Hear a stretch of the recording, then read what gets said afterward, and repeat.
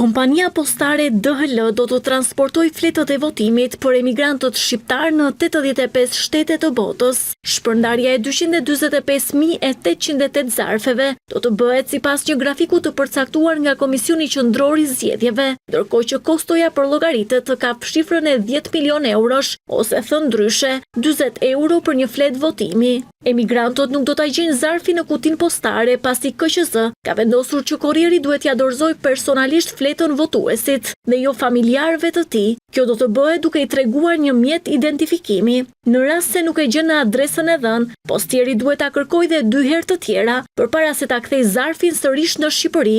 Kjo ka shkaktuar edhe shqetësimin e partive politike, të cilët pretendojnë se kjo do të ndikojë në numrin e shqiptarëve të cilët në 11 maj do të ushtrojnë të drejtën e votës.